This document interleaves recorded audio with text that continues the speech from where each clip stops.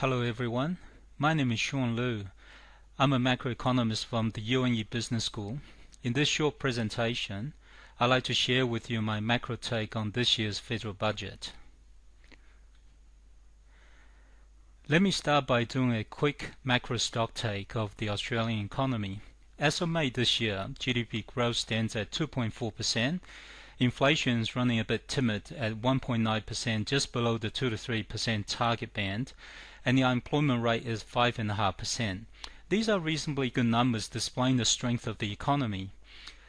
One indicator that has been heavily scrutinized recently by policymakers is the nominal wage growth, which comes in at 2.1%. This is only slightly pacing ahead of the inflation rate, and hence, in real terms, most households would tell you that they do not experience any real gain in their take-home pay. Looking forward to the fiscal year of 2020 to 2021, where the Treasury projections show that the budget will enjoy some tangible surplus, GDP growth will rise to 3%, inflation will be spot on at the midpoint of the target band, and unemployment is forecast to fall to 5%. There is some consensus that unemployment needs to be at 5% or below to generate some momentum on wage growth. As a result, the forward projection on wage growth is at a healthy 3.5%.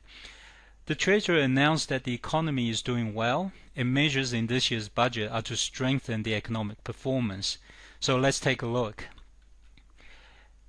At the centerpiece this year is the plan for the 7-year personal income tax cut. So it's going to be spread out over time. As you can see from the table, the basic idea is that the number of tax brackets will be reduced, and the tax brackets associated with the low and middle income groups will be enlarged, so that the net effect is that most taxpayers will pay lower tax rates at the margin. The main goal of the tax cut is, of course, aiming to raise the overall level of consumer spending. Why does that matter? Because consumer spending is the largest component of Australian GDP, consistently at around 60% over time. Hence, for a robust and resilient Aussie economy, it partly relies on all of us to get busy with spending. Given the stagnant wage growth recently, this measure is a boost to incentivize households to spend more. With that goal in mind, the first step is to start with the low and middle income households, who tend to have the higher propensity to spend the tax cut windfall.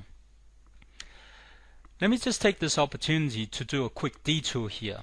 What does economic theory have to say about tax cut? And how this policy measure may change the willingness of households to work more or less?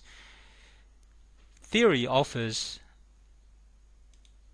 two opposing effects: the substitution effect and the income effect. Let's consider the substitution effect first. Choosing between working more or working less, where the latter the economists usually label leisure, given a tax cut, the monetary incentive is now to work more. Hence, the substitution effect has a plus effect. Whereas the second effect, the income effect, is looking at the monetary reward that you gain from a given amount of work, and now that's been higher because of the lower tax. Hence, the incentive is to put up your legs and then relax more. Hence, it has a minus effect on the willingness to work. So for the tax cut to be stimulatory, one hopes that the substitution effect wins the day to see more hours of work, leading to higher income and therefore household spending. The other aspect of the tax plan is a partial, and I've emphasized partial, dealing of bracket creep. So what is bracket creep? When your income rises with inflation, so in real terms there is really no change, but the tax brackets that you see in the top half of the diagram do not move up, so that you're still paying the same marginal tax rates. This is bracket creep. And economists see this as a distortion present in the economy. Now, to get rid of it completely and properly, what needs to be done is for the tax brackets to be indexed to inflation movements. What we actually get here, as you see, in the bottom half of the diagram is the number of tax brackets being reduced from 5 to 4. If we also count the tax-free threshold. And therefore that we get an enlargement of the brackets in the middle that will capture the low and middle income households. So that the idea is by 2024, 95% of the taxpayers in this country will be paying no more than 32.5% tax rate at the margin, as opposed to 65% today. Hence, this is a partial removal of the bracket creep distortion, and it's a positive thing and should have the effect of lifting the level of consumer spending that we see in the economy.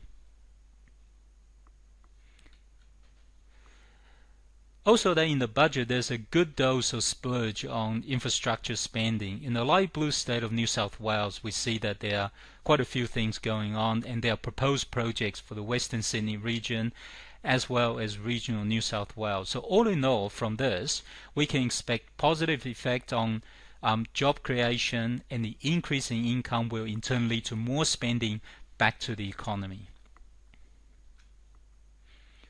So in balance, the expansionary measures this year in the budget should give the economy a shot in the arm in the short run. We can expect to see jobs growth and higher consumer spending, and therefore further investment. So all the wholesome goodness that you would expect, but in the short run. The caveat here, of course, is that there is the staggered timing of the tax cut implementation over 7 years. And the proposed budget measures are subject to, so therefore that these measures are going to be subject to a future parliamentary process. Insofar that the first round cuts are aimed at low and middle income households, given their higher spending propensity, we should expect to see some immediate effects. However, let me balance this out, the short-term effect, with longer-term considerations on economic growth in the future for Australia. As the tax cut is unfunded, this means higher deficit where the government has to raise the level of borrowing. What this translates into in the future is higher debt for future generations to deal with.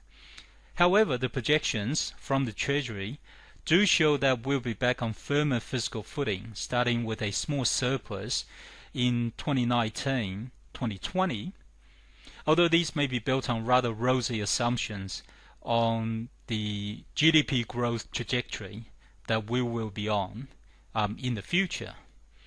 Finally, wage growth is ultimately linked to productivity in the long haul, not just low unemployment today and tomorrow. Productivity is associated with the level of hardwares, as these are addressed with infrastructure spending measures contained in the budget, but also softwares are equally important, such as education and research and development, and these are not exactly big winners this year. Well, thank you for listening. I hope you enjoyed this short presentation.